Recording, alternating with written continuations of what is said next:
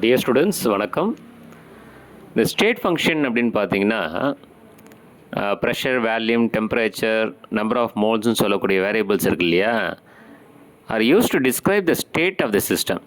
இதுக்கு பேர் தான் ஸ்டேட் ஃபங்க்ஷன். இப்போ நம்ம என்னென்ன எக்ஸாம்பிள் சொல்லலாம்? Pressure, volume, temperature, internal energy, enthalpy, free energy, இதெல்லாம் சொல்லலாம். இந்த இன்டர்னல் எனர்ஜியை வந்து நம்ம என்ன சிம்பிளில் சொல்லணும்னா U அப்படிங்கிற சிம்பிளில் சொல்லலாம். பாத் ஃபங்க்ஷன்ஸ் அப்படின்னு பார்த்தீங்கன்னா இட்ஸ் எ தெர்மோடைனமிக் ப்ராப்பர்ட்டி, அந்த சிஸ்டத்தோட தெர்மோடைனமிக் ப்ராப்பர்ட்டி. வேல்யூ வந்து டிபெண்ட்ஸ் ஆன் த பாத், அல்லது என்னன்னு சொல்லணும்னா manner by which the system goes from initial to final state. இதுக்கு எக்ஸாம்பிளாக எதை சொல்லணும்னா W அதாவது ஒர்க்கு அண்டு Q அதாவது ஹீட், இதுங்கிறத சொல்லலாம்.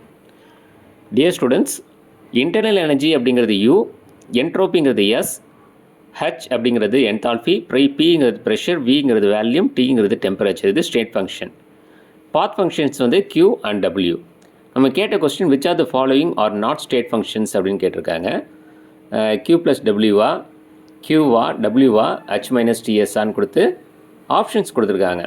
இதில் second option B and C, இது ரெண்டும் வந்து எது கிடையாது, ஸ்டேட் ஃபங்க்ஷன்ஸ் கிடையாது. சரிங்களா?